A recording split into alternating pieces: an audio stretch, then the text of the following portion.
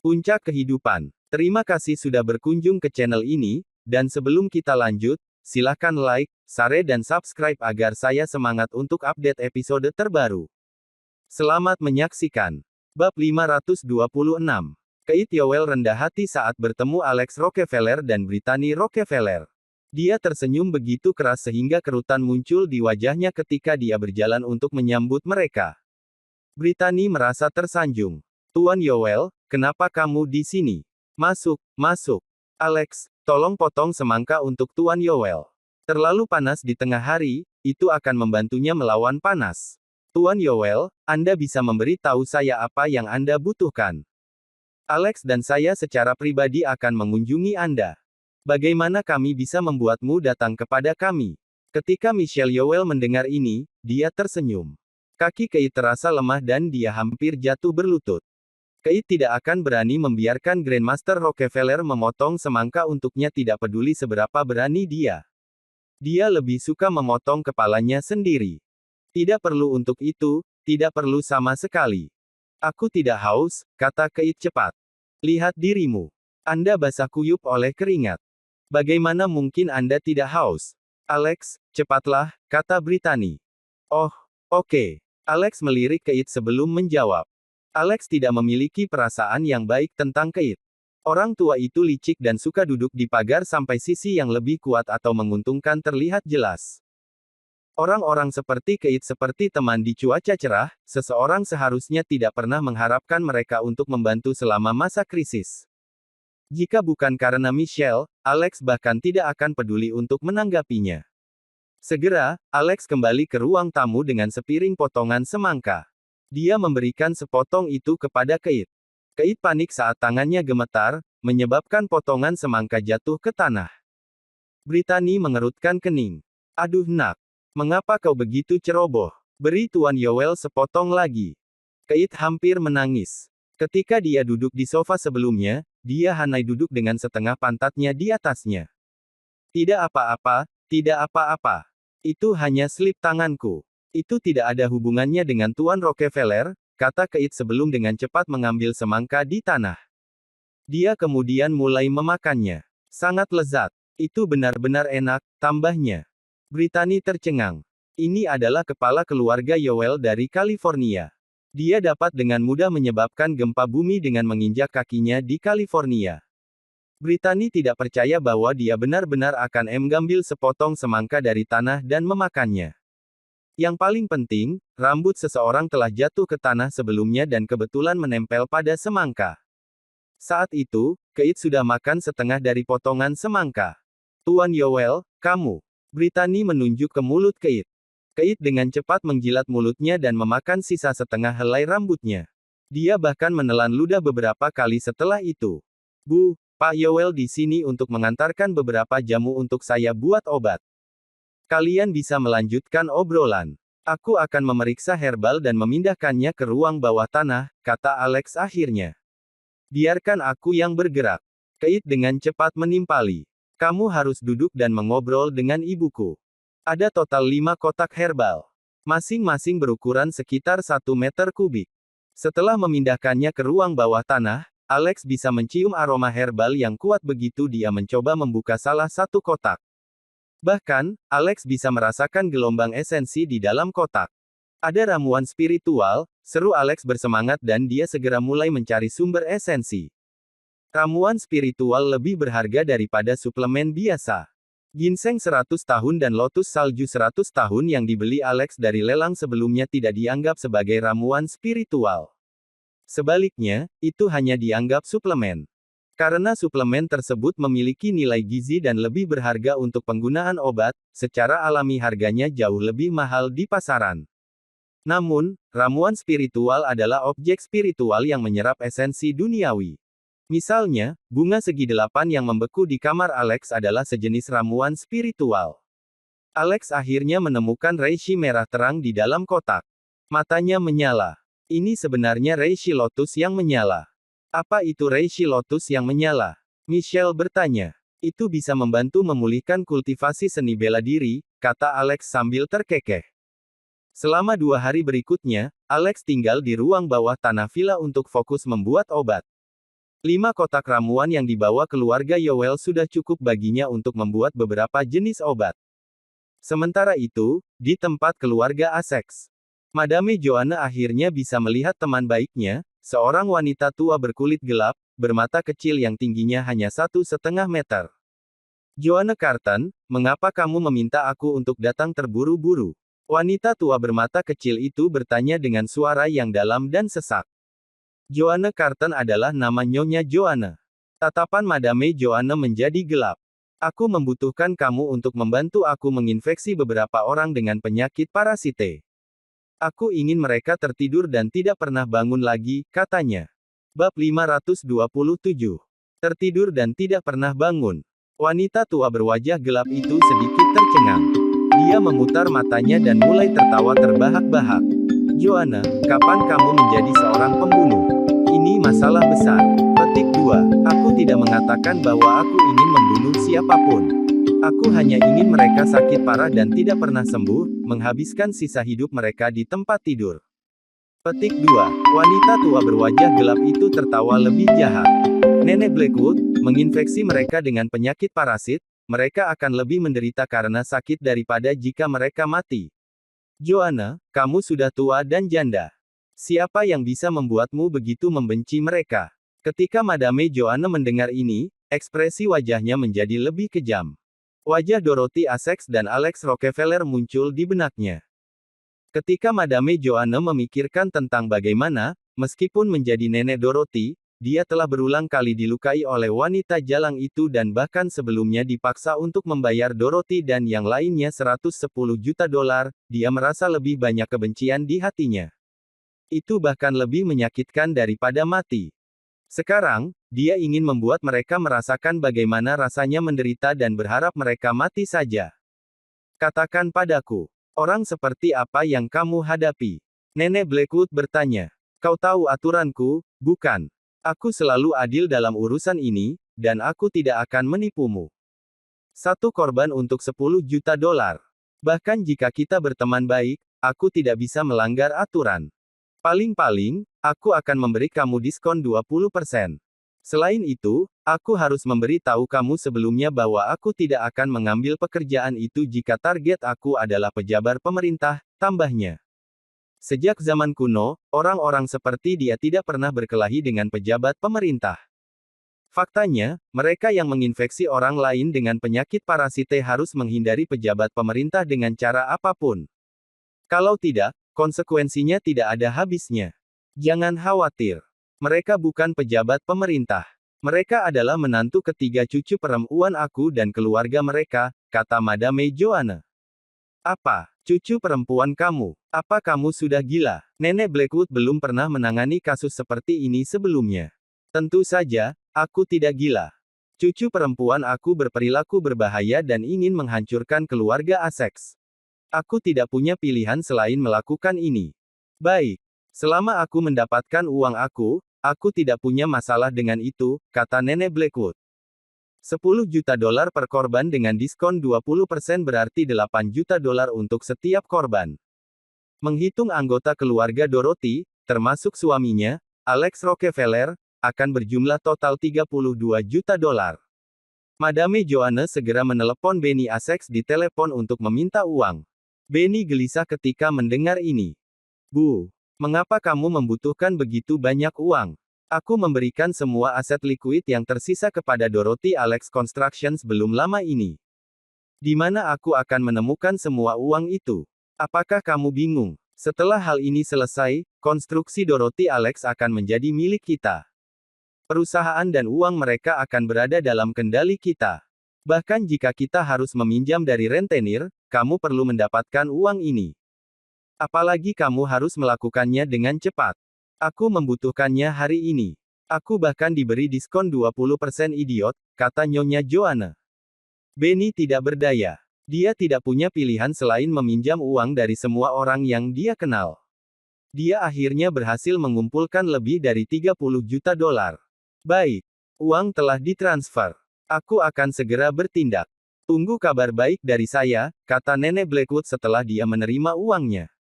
Apakah kamu membuatkan aku untuk bermain bersama?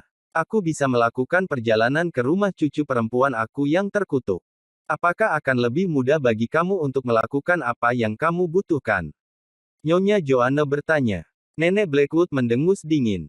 Joanna, kamu bahkan tidak bisa mulai memahami metodeku. Berurusan dengan orang-orang ini seperti mengambil permen dari bayi. Yang perlu aku lakukan adalah berjalan melewati pintu depan mereka dan menanam penyakit parasit aku di sana. Apakah Anda pikir aku perlu memasukkan racun ke dalam mereka atau semacamnya? Baik, aku akan pergi. Kamu akan mengetahui hasilnya paling lambat besok malam. Jangan mencari aku di masa depan kecuali benar-benar dibutuhkan, kata Nenek Blackwood. Saat dia melihat Nenek Blackwood pergi, Madame Joanna menjadi sangat bersemangat. Dia memikirkan bagaimana Dorothy, Claire Essex, dan Alex Rockefeller hanya bisa berbaring di tempat tidur dan meraung kesakitan saat cacing parasit mengebor di sekitar tubuh mereka. Pikiran itu saja membuatnya merasa sangat lega. Besok malam. Sangat baik. Aku akan membiarkan kalian memiliki hari damai lagi untuk saat ini. Makan malam terakhirmu, kata Nyonya Joanna. Saat senja datang hari itu, nenek muncul di kompleks Villa Senaport. Dia telah menemukan di mana Dorothy tinggal. Kebetulan, keluarga beranggotakan 3 orang itu sedang berenang di kolam renang. Padahal, pagar di sekitar kolam itu berjarak kurang dari 2 meter dari kolam. Ini benar-benar tidak sulit sama sekali. Sepertinya aku mendapatkan 30 juta dolar secara gratis, kata Nenek Blackwood. Nenek Blackwood perlahan berjalan mendekat. Ketika dia melewati pagar, dia dengan lembut menjentikkan kuku hitamnya dari luar. Bab 528. Nenek Blackwood menjentikkan beberapa cacing parasit yang nyaris tak terlihat ke dalam kolam renang. Tingkah lakunya yang aneh membuat Claire Essex tidak senang. Claire melihat betapa jeleknya Nenek Blackwood muncul. Faktanya, Claire menganggapnya menjijikkan dan ekspresinya menyebalkan. Hei, siapa kamu? Mengapa berdiri di sini? Keluar sekarang. Apa yang kamu lihat? Claire menunjuk Nenek Blackwood dan berteriak. Nenek Blackwood terkekeh dan memamerkan giginya yang menguning. Kamu memiliki lidah yang tajam. Sungguh, kamu sangat menyebalkan. Nikmati saat-saat terakhir kebahagiaanmu. Kamu tidak akan pernah bisa berenang lagi. Petik 2. Omong kosong apa yang kamu katakan, nenek tua. Beraninya kau mengutukku. Aku akan meminta seseorang untuk mencabut gigimu. Kamu sudah sangat tua sehingga kamu mungkin juga sudah mati. Mengapa kamu mengatakan omong kosong seperti itu di sini? Apakah kamu benar-benar orang gila? Claire berteriak marah saat dia melompat-lompat. Nenek Blackwood segera marah. Dia ingin memberi pejaran pada jalan ini. Oleh karena itu, dia meraih cacing parasite lain dan menjentikkannya ke mulut Claire yang mengoceh. Ah, mem, apa itu tadi? Apakah itu serangga? Claire bisa merasakan sesuatu, tapi dia pikir itu hanya serangga kecil dan tidak mempedulikannya. Nenek Blackwood tertawa menakutkan sebelum berbalik dan pergi. Sayangnya, dia tidak berhasil menemukan Alex Rockefeller. Dia harus mencoba lagi. Malam itu, Claire tidak bisa tidur nyenyak sama sekali. Dia terus merasa gatal di sekujur tubuhnya dan tidak bisa menahan diri untuk tidak menggaruk bagian yang gatal. Perutnya terasa sangat gatal. Hampir seperti seekor serangga menggigitnya dari dalam. Dia menggaruknya berulang kali. Pada akhirnya, dia bangun untuk menemukan banyak bekas cakaran berdarah di perutnya yang cantik, membuatnya sangat ketakutan. Sebagai perbandingan, Dorothy Essex dan Beatrice Essex tampak baik-baik saja. Keesokan harinya, Dorothy pergi bekerja. Bu, sekolah akan dimulai beberapa hari lagi, tapi aku sudah lama tidak membeli baju baru. Aku ingin membeli beberapa pakaian. Maukah kamu membelikan beberapa, tolong? Beatrice bertanya pada Claire. Tidak bisakah kamu memakai pakaian yang kamu beli selama paruh pertama tahun ini? Claire bertanya. Aku sudah bilang. Kamu sudah merusak pakaiannya. Bahkan yang putih menjadi hitam. Bagaimana aku bisa memakainya? Orang-orang akan berpikir bahwa kami sangat miskin sehingga kami harus mengais-ngais di jalanan, seru Beatrice. Claire mengangguk. Kamu tidak salah, tapi aku tidak punya uang. Aku sudah menghabiskan semua 100.000 dolar yang diberikan saudara perempuanmu terakhir kali. Apa? Untuk apa kamu menghabiskannya? Aku ibumu. Mengapa kamu mempertanyakan apa yang aku lakukan dengan uangku? Apa yang akan aku lakukan? Claire memutar matanya ketika dia ingat bahwa dia masih memiliki menantu laki-laki. Bukankah ada solusi sederhana untuk ini? Cari Alex, pria tidak berguna itu. Ibunya menjalankan beberapa perusahaan bernama Luz Cosmetics. Dia pasti membawa uang. Aku ragu dia akan memotongnya. Claire segera menelepon Alex di telepon. Alex, temani Beatrice dan aku ke pusat perbelanjaan. Alex sedang berbaring sambil mengenakan masker wajah obat. Apa? Kamu ingin aku pergi dengan dia ke pusat perbelanjaan? Tapi kenapa? Alex bertanya-tanya apakah matahari telah terbit di barat. Ibu mertuanya tidak akan pernah melakukan hal seperti itu sebaliknya. Kenapa kamu banyak bertanya? Cepat, datang jemput kami. Kamu menantu aku. Juga, Beatrice dan aku cantik secara alami. Bagaimana jika orang jahat mengikuti dan menyakiti kita saat kita sendirian? Claire bertanya. Claire pandai dengan kata-katanya dan dia punya cara untuk meyakinkan Alex. Ditinggalkan tanpa pilihan, Alex menurut. Segera, mereka bertiga tiba di California Plaza. Itu dianggap sebagai pusat perbelanjaan berperingkat teratas di California. Claire langsung memimpin Beatrice ke toko Chanel. Yang mengejutkannya, ada wanita muda lain yang membeli pakaian di sana juga. Ketika wanita muda itu melihat Beatrice, dia tertawa dingin. Bukankah kamu gadis cantik tapi miskin dari sekolah, Beatrice Essex? Beraninya kamu masuk ke toko Chanel. Bisakah kamu membeli barang di sini? Dan bukankah ibumu seorang janda? Apakah dia menemukan ayah tiri yang kaya? Itu tidak mungkin. Ayah tirimu mengenakan pakaian murah. Mengapa ibumu masih begitu buruk dengan pilihan laki-lakinya? Bab 529. Wanita itu benar-benar mengira Alex Rockefeller adalah pria Claire Essex. Alex terdiam. Belakangan ini, dia sangat serius dalam perawatan kecantikan dan kulit. Dia menciptakan cukup banyak pil energi darah dan dia makan lebih dari 10 pil ini setiap hari. Dia bahkan menyiapkan pot obat yang bagus untuk kulitnya. Bahkan, dia menggunakan masker wajah berbahan dasar krim dari Luz Cosmetics. Wajahnya sudah pulih sekitar 70 hingga 80%. Jika seseorang tidak memperhatikan dengan seksama, ketidaksempurnaan di wajahnya bahkan hampir tidak terlihat. Claire dan Beatrice Essex adalah satu-satunya orang yang tidak bisa membedakannya. Alex dengan hati-hati menatap wanita yang berbicara. Dia memiliki rambut pendek dan wajah berbentuk oval. Dia juga mengenakan gaun kuning krem dengan bahu terbuka. Tali bra putih di kedua sisi bahunya membuat orang berpikir tentang hal-hal yang tidak pantas. Alex mungkin akan menilai 7 dari 10 untuk fitur wajahnya. Namun, salah satu dari 7 poin itu diberikan karena riasannya. Dengan kata lain, dia nyaris tidak lulus. Tidak mungkin gadis ini bisa dibandingkan dengan kecantikan alami Beatrice. Memang, apa yang dikatakan Claire di telepon kepada Alex tidak berlebihan. Paling-paling, dia membual. Namun, Claire segera menjadi marah ketika dia mendengar apa yang dikatakan gadis ini. Kamu jalang kecil. Apakah kamu tidak punya sopan santun? Siapa yang kamu sebut janda, dan siapa ayah tirinya? Apakah dia bahkan terlihat seperti laki-lakiku? Apa kamu memiliki orang tua yang mengajari bagaimana berperilaku? Apakah kamu ingin aku mengajarimu pelajaran tentang bagaimana berperilaku sebagai gantinya? Kemampuan Claire dalam berdebat tidak ada duanya. Ini adalah sesuatu yang Alex alami dan ketahui dengan baik. Apa katamu? Beraninya kau berteriak padaku. Gadis itu marah.